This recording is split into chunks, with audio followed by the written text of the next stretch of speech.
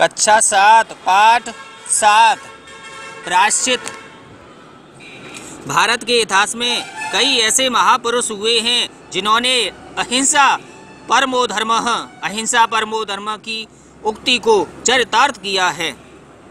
भारतीय दर्शन जीव मात्र पर करुणा और प्रेम का संदेश देता आया है। करुणा के अवतार ऐसे ही एक राजा के जीवन वृतांत को इस पाठ में लेखक ने प्रस्तुत किया है। मेवाड़ के राणा की आंखें पीड़ा से फटी जा रही थीं। दर्द ऐसा कि जाने का नाम नहीं लेता था। पलकें ऊपर नहीं उठती थी, बस बहता रहता था पानी और मुंह में उड़ती रहती थी टीसें। दिन रात आंखों में जलन चुभन, आंखें लाल कनेर की तरह फूल गई थी। महामंत्री परेशान, रानियां चिंताग्रस्त, नौकर चाकर विवश क्यों ना करें। राजवैद्य ने सभी दवाओं का प्रयोग कर लिया था। बेचारे समझ में नहीं आ रही थी रोग क्या है। धर्मंतरी वैद्य के रूप में विख्यात थे, पर महाराणा की आंखों को ठीक करने का कोई कीमिया यानी प्रयोग सफल नहीं हो रहा था। सभी लोगों ने व्रत की उपवास करे, पूरी प्रजा परेशान थी। अंत में एक वैद्य जी आए, एक हकीम जी आए।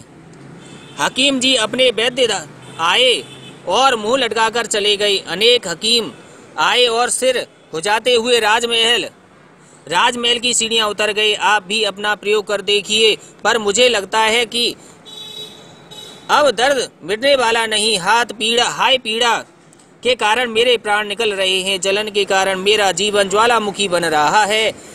एक पल विश्राम नहीं, न दिन को चैन न रात को नींद। जागरण करते करते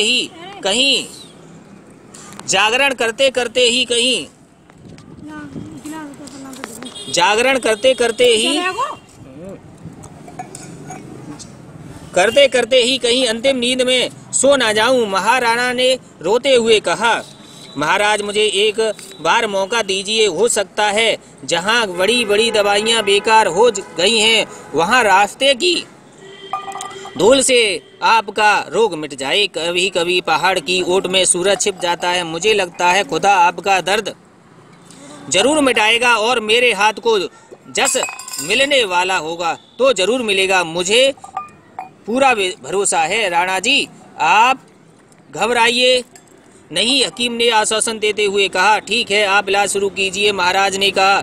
महाराणा ने कहा। दूसरे दिन हकीम जी ने औषध तैयार की और महाराणा की आंखों में उसे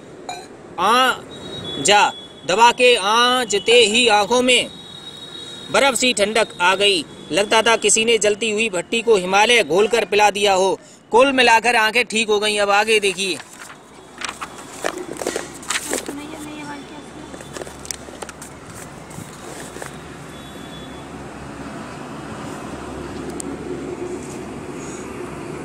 अभी हकीम की बात पूरी भी नहीं हुई थी कि महाराज चीख उठे। नहीं हकीम जी, आंखों में ऐसी ठंडक आ गई है कि बर्फ का स्पर्श भी इसके सामने फीका लग रहा है। महाराज ने इनाम देकर के उन्हें भेज दिया। आप कृपया औषध बनाने की विधि बता दीजिए, महाराणा ने आग्रह किया। महाराणा जी आंखों की दवा तैयार करने के लिए एक कबूतर को मारकर उसका खून एक कटोरी में अफीम।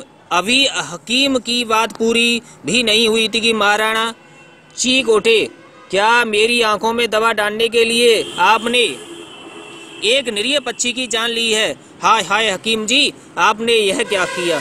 आपको मुझे पहले ही ऐसा बता देना चाहिए था। भोले कबूतर के रक्त से बनी दवा आंखों में ओझने के बजाय मैं सुई से इन्हें फोड़ लेना ज्यादा पसंद करता।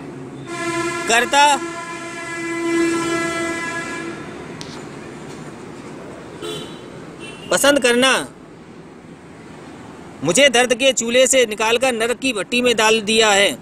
महाराज जमीन पर मछली की तरह लौटने लगे। पंडितों ने महाराज को समझाते हुए कहा, अनजाने में हो गए, इस पाप का प्रायश्चित करने की कोई आवश्यकता नहीं है। महाराज ने कहा, लेकिन अब तो मुझे पता लग गया है, आप प्रायश्चित का विधान बताइए, नहीं तो इसी वेदना से मेरे प्राण निकल जाएंगे। आखिर पंडितों ने कहना पड़ा, राणा जी, जीव हत्या का प्रायश्चित कठिन है। व्यक्ति या तो गंगा में डूब मरे, या फिर आग में जल मरे, अथवा पिघला हुआ शीशा पीकर देह त्याग करे। प्रायश्चित के ये 3 मार्ग हैं। एक भोले भाले कबूतर की हत्या का प्रायश्चित करने के लिए महाराणा ने शीशा पीकर अपने प्राण दे दिए। उसी समय से वह वंश सोसुदिया के नाम से पुकारा जाने लगा।